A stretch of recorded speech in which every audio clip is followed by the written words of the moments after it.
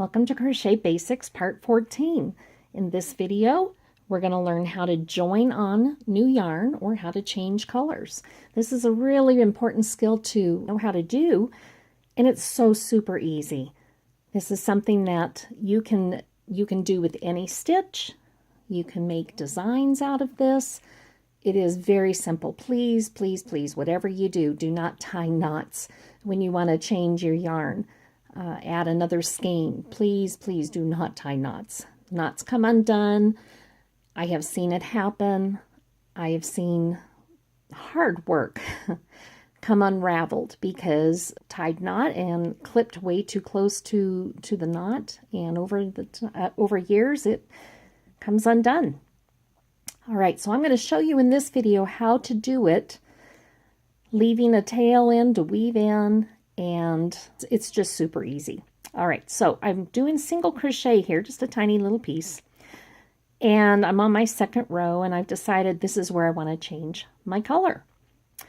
So this is how I'm going to do a color change or a yarn change for single crochet. I'm going to insert my hook into the stitch, yarn over, pull through the stitch, and I'm going to stop at that point, drop my working yarn, and hold it to the back of my work. I'm going to go ahead and pick up this blue, and I'm going to add that now. I'm going to work the next row in blue. So what I want to do is also hold that to the back of my work. I've just got it all pinched together back there. Yarn over with the new color or the new skein and pull through those two loops. Isn't that easy? I'm going to want to twist this working yarn with this working yarn. Okay, just twist it. That'll help bring up the pink so that it's ready to pick up on the next row. All right.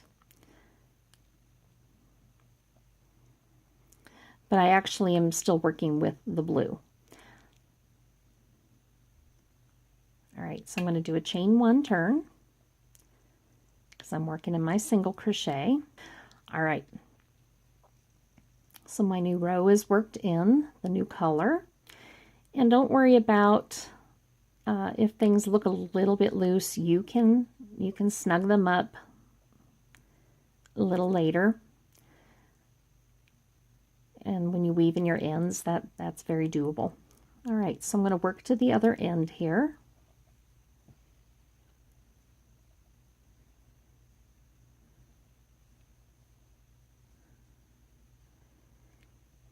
And at the end of this row, I'm going to decide to change my color to yet something else.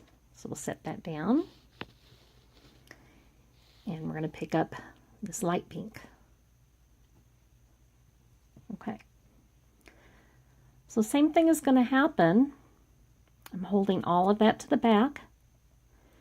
Take the new color or the new skein of yarn, yarn over and pull through those last two loops. Okay, and I'll do the same thing here. If I'm pretty sure I'm going to want to carry up that blue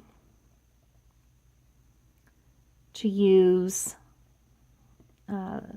in a row or two from now, but I'm still working with this light pink.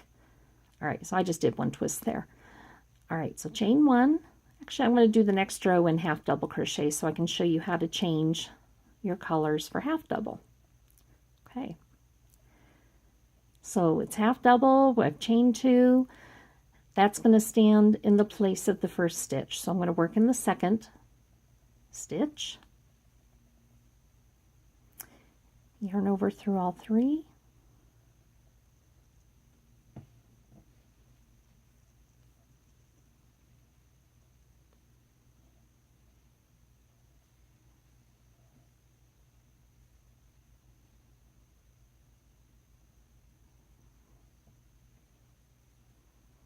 Okay, this would be my last yarn over pull through if I'm going to complete that stitch, but I want to change my color.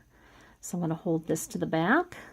Now I'm going to pull my working yarn up that I had kind of twisted up along the side, and I'm just going to grab that and pull through. Okay, before I continue on, I'm going to take this working yarn, oops, that's the tail, I want the pink working yarn, and I'm going to twist that with this yarn end, with the new yarn, working yarn, but that's not the yarn I'm going to use. I'm just twisting it up to that stitch height. All right, so we're going to chain 2 because I'm working in half double crochet, turn, and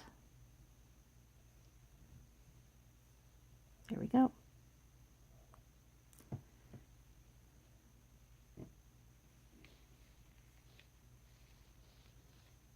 At the end of this row, I'll change my color again. Oops, get under there. And now I've got to work in the top of that turning chain because I had a chain 2 there. All right, so again, there's one more yarn over, pull through, and I'm wanting to pull up the blue.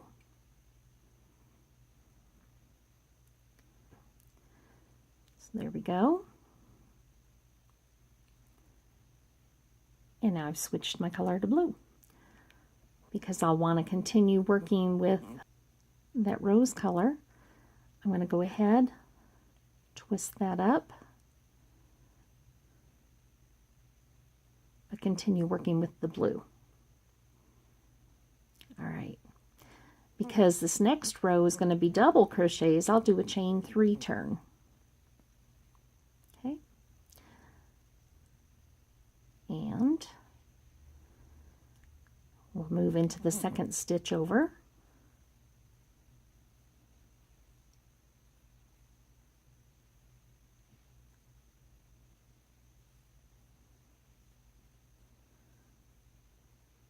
We're almost there.